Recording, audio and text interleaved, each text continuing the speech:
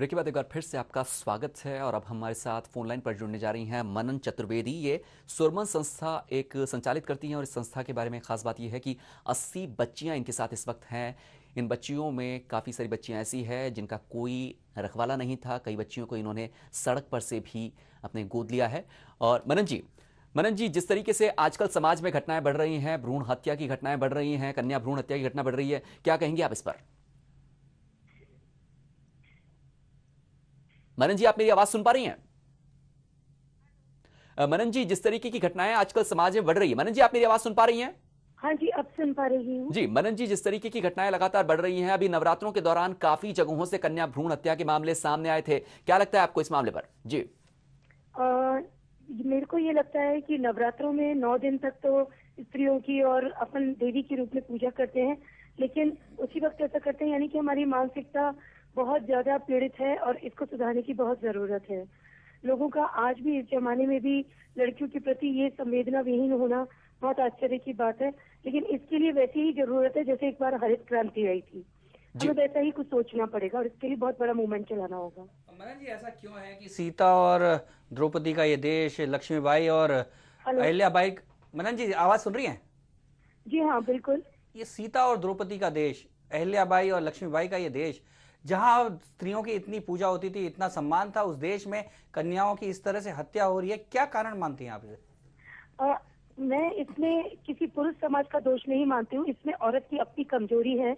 औरत को खुद को बदलना होगा। एक औरत ही आप देखेंगे कि ज्यादातर औरत के खिलाफ होती है। आज भी गांवों में देखेंगे तो आप जैसे दादी है वो खुद डिसीजन लेती है, बहू को कहती है, और जोहड़ में जाके बेटियों को आज भी मटके वगैरह में गाड़ दिया जाता है, यानी कि जंगलों में, मिट्टी के अंदर। तो औरत औरत की दुश्मन है, ये चीज धीरे धीरे और ज्यादा साबित हो रही है। हमें खुद को बदलने की जरूरत है, एक क्रांति और एक जागृति लाने की जरूरत है। मनन जी, बड़ी समाज में अभी हम सबको सोच अपनी इज्जत स्वयं करनी होगी। हमें खुद समझना होगा कि हम कितने कीमती हैं और हम धरती माँ हैं। हमें खुद का स्वाभिमान जगाना होगा। मनन जी, समाज में जहां एक और स्त्रियां बहुत तेजी से आगे बढ़ रही हैं, हर क्षेत्र में छा गई हैं, सेना में भी बड़ी संख्या में लड़कियां पहुंचने लगी हैं, इसके बावजूद क्यों महिलाओं को लेकर, कन्याओं को लेकर इस तरह की मानसिकता समाज में बनी हुई है? बहुत स्पष्ट तरीके से कहूंगी, जिस प्रगति को आप कह रहे हैं कि आज की तारीख में महिलाएं बहुत आगे जा रही हैं, महिलाएं सेना में भर्ती हो रही है, महिला हवाई जहाज उड़ा रही है, लेकिन ये लौकिक प्रगति कहूंगी मैं, ये भौतिक प्रगति कहूंगी मैं, लेकिन उसके संस्कार, उसके एथिक्स गिरते जा रहे हैं। मैं सभी के लिए नहीं कह रही, लेकिन एक मॉडर्नाइजेशन किसको कहते हैं वो एक अलग बात है। हमें ये सोचना होगा। मनन जी, एक बात, आपके यहाँ पर जो आपके 80 बच्चियां आपके वहां पर आपकी संस्था में हैं, आप बता सकती हैं कि इनमें से ज्यादातर मामले शहरों के हैं, गांवों के हैं, या कौन से इलाके हैं जहां से ऐसे सबसे ज्यादा मामले सामने आते हैं? देखिए, ये शहरों के बच्चे होते हैं ज्यादातर। मैं आपको जी बताऊं, जी गलत तरीके से संबंध स्थापित करके जब पैदाइश हो जाती है तो उसके बाद में अंधेरे में किए हुए काम को वो लोग उजालों में स्वीकार नहीं करना चाहते, और उसके बाद में वो बच्चों को छोड़ देते हैं। मोस्टली लड़कियां होती हैं, तो उसमें वो गांव की भी होती है, शहर में, ऑन एवरेज ही सब तरफ से साथ चल रहा है। देखिए, शहर के लोग तो अबॉर्शन करवा देते हैं और गाँव के लोग छोड़ देते हैं। तो मैं गाँवों को या शहर को अलग नहीं करूंगी, ये बिल्कुल एक तरीके से साथ ही चल रहा है। और इनके छोड़ने के पीछे रीजन ये होता है कि बस उनकी यंग एज में उनको कैसे संभालेंगे, छोटी उम्र में भी बहुत ज्यादा, मतलब ऑल ओवर प्रॉब्लम्स हैं। लड़की को पालना एक बहुत मुसीबत है। गरीबी में लोगों को लगता है, शादी के वक्त लोगों को लगता है, शादी के बाद लोगों लड़कियों की प्रॉब्लम्स बहुत ज्यादा होती हैं, तो लड़की को छोड़ दिया जाता है, और ज्यादातर लड़कियों को ही छोड़ा जाता है आज भी। मनन जी, एक बात और है कि क्या समाज का कोई तबका या समाज के कुछ लोग वापस से इन बच्चियों को स्वीकारने के लिए, या कोई और लोग जो हैं निसंतान दंपति, वो क्या इन बच्चियों को स्वीकारने के लिए आगे आते हैं? आते हैं, लेकिन सब लोग 99% लड़के की चाहत रख कर आते हैं, और उसमें भी उनकी चॉइसेस होती है कि वो हेल्दी होना चाहिए, वो सुंदर होना चाहिए, वो उच्च कुल का दिखना चाहिए। लड़कियों की तो डिमांड बहुत कभी वंस वाइल आती है, बहुत कभी कम, लेकिन लड़कों की ही डिमांड आती है, लड़कियों की डिमांड भी नहीं आती है। मनन जी, इसके बावजूद क्या कारण है कि आप जो लड़की हैं उन्हीं को लेके आती हैं अपने इस संस्था में? नहीं, मेरे पास में बेटे भी हैं, ऐसी बात नहीं है। बात छोड़े जाने वाली है। लड़कियों को, जो कमजोर है मैं उसको सहारा देना पसंद करूंगी, जो कमजोर है उसको। तो जो भी हो, वो चाहे लड़का हो लड़की, मेरे लिए समान है। लेकिन क्या करूं, लड़कियां ही आती हैं तो मैं लड़कियों को ही खोज लेती हूँ। अमना जी, एक और है कि जिस तरह से ये सारी घटनाएं बढ़ रही हैं, जो कि एक बहुत चिंताजनक स्थिति है। चीन और भारत इस मामले में बहुत तेजी से पिछड़ते जा रहे हैं और जो लिंगानुपात बढ़ता जा रहा है, इस सब को लेके हमारे समाज में परिवर्तन आए और किस तरह से स्त्रियों के स्वभाव में बदलाव आए, क्या कोई राय दे सकती हैं? बिल्कुल दे सकती हूँ मैं। हमें खुद जागना होगा, खुद की इज्जत पहचाननी होगी और उसको लगातार एक मूवमेंट के रूप में चलाना होगा। मैंने भी आपसे कहा था, एक बार हरित क्रांति हुई थी। खेजड़ी के एक पेड़ के लिए एक संघर्ष हो सकता है, इतनी बड़ी क्रांति आ सकती है। तो क्या हम एक जीती जागती बच्ची जो माँ है, जो ममता है, हम 9 नवरात्रों में देवियों की पूजा करते, हम उनके लिए कोई क्रांति नहीं कर सकते? हमें क्रांति लानी होगी।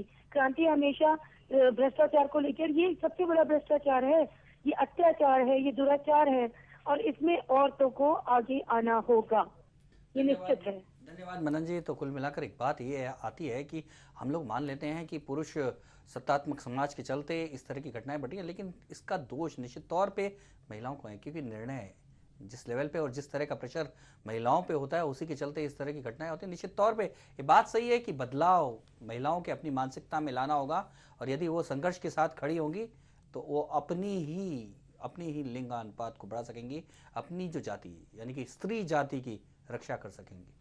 क्योंकि मामला बहुत बड़ा है पूरे देश में, बल्कि पूरी दुनिया में ऐसी आवाज़ें कई बार उठती है, क्योंकि जो देश भारत की श्रेणी में आते हैं, जिन्हें कह सकते हैं विकासशील देश, वहाँ पर एक बहुत बड़ी समस्या के रूप में सामने आ रहा है। खासतौर पर अगर बात करें एशिया के इस हिस्से में, यहाँ पर ये समस्या बहुत ज़्यादा है, तो इसको लेकर के पूरी दुनिया में आवाज़ उठती है।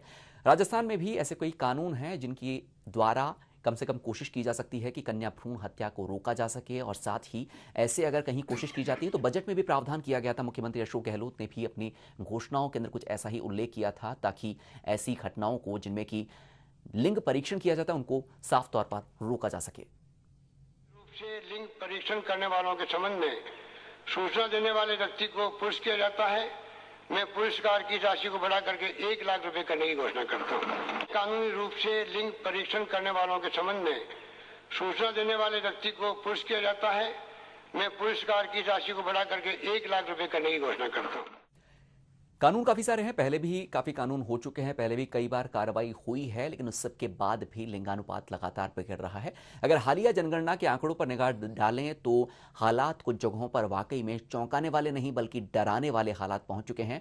और इन्हीं हालातों में एक बहुत बड़ी बात ये भी उठ रही है कि कुछ जगहें ऐसी है जहां पर कि लड़कों के लिए शादी के लिए लड़कियां मिलनी मुश्किल हो जाएंगी। कुंवारों की फौज उस जगह पर बढ़ सकती है और ये आने वाले वक्त की एक बहुत बड़ी समस्या है। आज तो ये कुंवारा कह रहा है कि फंस गया हूँ, लेकिन आने वाला वक्त तो ऐसा इशारा कर रहा है कि कहीं सभी कुंवारे ही ना रह जाएं। लड़कियां कम होती जा रही हैं और लड़के बढ़ते ही जा रहे हैं, तो जाहिर सी बात है कि बाकी की लड़कियां आएंगी कहां से।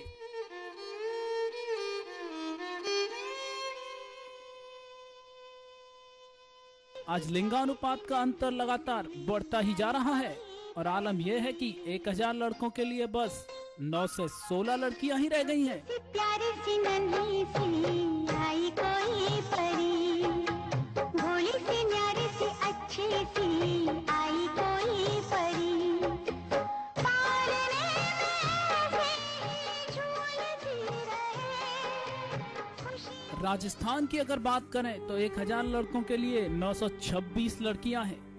राजस्थान के सीकर, झुंझुनू और करौली के हालात तो और भी ज्यादा खराब होते जा रहे हैं। एक तो वैसे ही देवदास इधर से उधर भटकते रहते हैं और अगर ऐसे ही लड़कियां कम होती रही तो देवदास तो रहेंगे पर पारो नहीं मिलेंगी।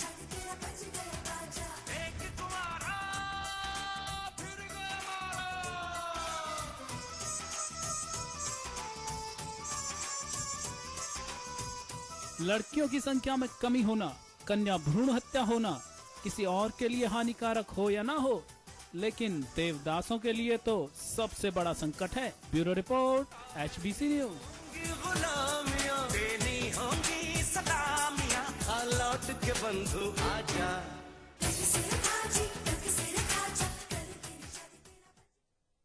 तो कुंवारों की तादाद बढ़ जाएगी आने वाले वक्त में, क्योंकि जो जनगणना की जो आंकड़े आ रहे हैं लगभग उनमें यही बातें सामने आ रही। प्रताप जी, क्या लगता है आने वाला वक्त कम से कम कुछ जगहों पर काफ़ी खतरनाक होने वाला है?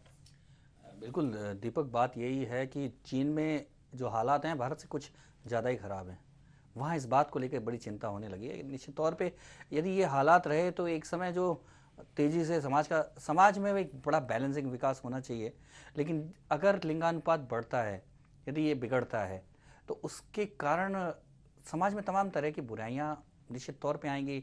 समाज में अत्याचार बढ़ेगा, व्यभिचार बढ़ेगा, छीना झपटी बढ़ेगी, और यदि महिला, स्त्री कम हो गई तो वस्तु बन के रह जाएगी। यानी कि समाज एक प्रकार से जो व्यवस्थित चल रहा है वो अव्यवस्था फैल जाएगी निश्चित तौर पे। अभी हाँ, हम जिन समाजों में देखते हैं, जैसे उत्तर भारत के जो राज्य हैं, हरियाणा, राजस्थान, पंजाब, ये ऐसे राज्य हैं जहाँ लिंगानुपात काफ़ी बढ़ गया है, और वहाँ जब गाँवों में जाते हैं तो सैकड़ों की संख्या में गाँव के गाँव कुंवारे नजर आते हैं, और पता लगता है कि वहाँ के गाँव के लोग बिहार में जाकर, आंध्र में जाकर लड़कियाँ खरीद के लाते हैं अपने घर बसाने के लिए। यदि ये स्थिति हो जाती है तो निश्चित तौर पे एक अलार्मिंग स्थिति है। अभी से समझ जाना चाहिए, अभी से इस बात को मान लेना चाहिए। अगर महिलाएं आगे नहीं आती तो पुरुषों को तो कम से कम अपने लिए आगे आना चाहिए।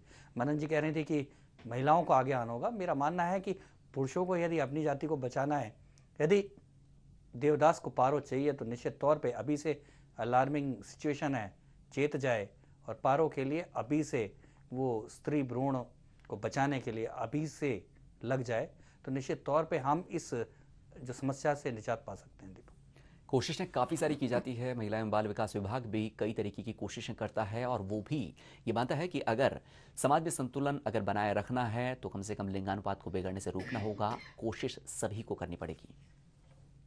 दुर्भाग्य की बात है, और इस खासियत ये है कि इस जो समस्या है उससे उसके प्रति अब हम सब सजग हो रहे हैं। सरकार तो सजग थी, लेकिन इस तरह के इंस्टेंसेस से जनता भी इसके बारे में, उनमें भी चेतना आ रही है। और मुझे लगता है अल्टीमेटली जो हमारा उद्देश्य है कि बालिका अनमोल है, इसको हम प्रतिस्थापित कर पाएंगे। भ्रूण हत्या हो रही है, ये तो बहुत दुर्भाग्य है, लेकिन इसके कारण समाज में जागरूकता और सजगता आ रही है।